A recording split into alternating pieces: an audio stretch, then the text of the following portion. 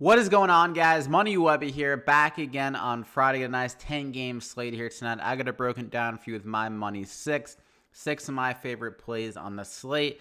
Like always, before we get going, if you could drop a like in the video, that'd be greatly appreciated. Let's try to get over 60 likes in this one. And again, like I always mention, there's some news that can break after I record these videos, as the NBA injury reports don't fully kind of come full circle until like an hour or so before lock typically.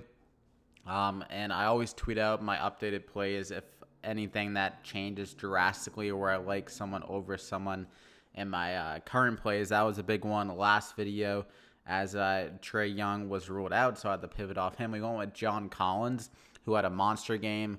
Aldridge was in the video. Those two guys were two of the best plays like on the slate.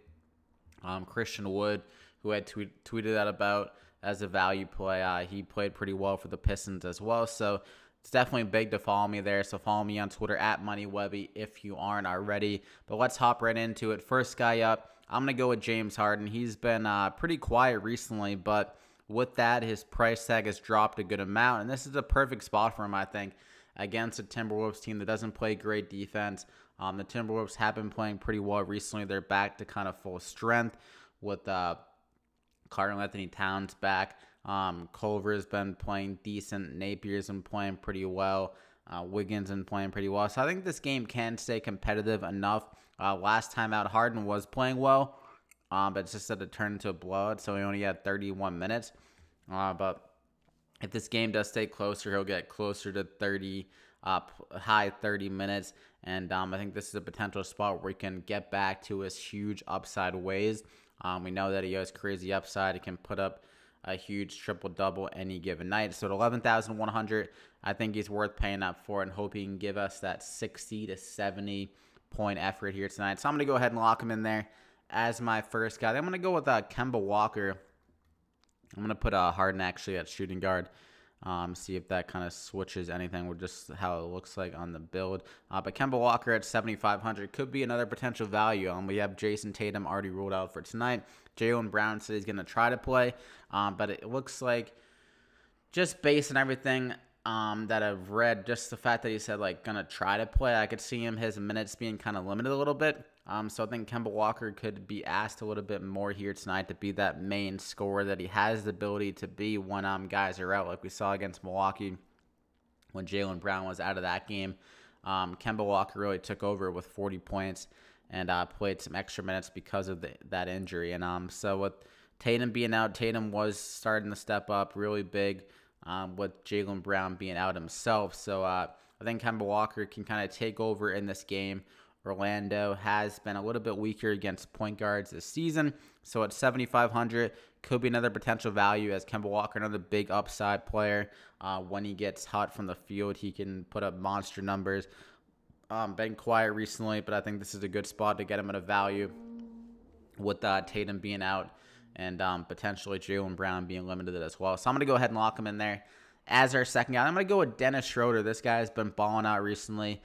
Definitely not a great value for a bench scorer, but he's been playing kind of starter-type minutes recently. If you look at his minutes the last few games, at 33, 34, 29, 38, 37, 29, 34, 27, 35, 37. So, like, only one game he's really gotten, like, bench minutes, only at 27 against Houston. In that game, looks like it could have got out of hand. I'm not sure exactly what happened in that game, but they won by 21 points. So I'm assuming it wasn't close down the stretch. So maybe that kind of limited his minutes a little bit. But at 6,500, and with how well he's been playing over the last week or so, the last 10 days, if you look here, quick little look, 45% from three, shooting 52%, 35 DraftKings points on average. So I think he can have another big game here. A good spot for them, a pace uptick against the Atlanta Hawks. The Hawks don't play much defense, a little bit of a revenge narrative going against his former team. And like I said, this is a guy that can score very well when he's given the opportunities, as we've seen him be given more minutes recently. So a good spot for him here. I think he can be able to fill it up again here. And also the Thunder's bench, besides him, not many scorers. So he's really been having a good usage rate off the bench for them there. So I think he can be able to score well with the bench and then step in. Chris Paul is definitely can be passive at times, so it will definitely give Dennis Schroeder the reins if he does get hot. So I'm going to go ahead and lock him in there as our third guy. I'm going to go with Aaron Gordon, another guy I'm always interested in when he's asked to be a little bit more of a scorer, because as he can be a double-double threat. He's been pretty quiet recently, but I think this is a spot for him against the Celtics, like I said, with an injury to Tatum. So their wing depth is a little bit hurt there. Ojale, pretty solid defender, but Gordon Hayward, if he's matched up with Aaron Gordon all here, that's just a mismatch in favor of Aaron Gordon. Aaron Gordon, too athletic and strong for him. And the Celtics one of their weaknesses, I would say, is their rim protection, and they can struggle with athletic wings kind of that can attack the rim. So I think Aaron Gordon, in a similar, obviously not close to being as good as Giannis, but in a similar kind of realm of player, a really athletic guy that can just attack the rim and also be kind of a stretch for the Magic here. I think that could present some problems for the Celtics. So 5,900 could be a potential value here. We know that Jonathan Isaac is still out, so his minutes have been up a little bit recently, 35, 33, 35 the last 4 games, and has more upside with that in mind. So I think he can give us over 30 DK points as a nice floor, hopefully, and then maybe approach 40 or so DraftKings points here in this game. So I'm going to go ahead and lock him in there as our fourth guy. I want to go with Jared Culver at 4,700. Another guy very much struggling recently, but he's shown the spurts where he's able to be a really good value. He had 40 the other night against Toronto, 30 against Indiana, 32 against Houston in the same matchup. 36 against Memphis, 34 against Cleveland. So in this matchup, like I said earlier with James Harden, this game is going to be a very high-scoring game. It's projected to be the fastest-paced game, projected to be the highest-scoring game currently.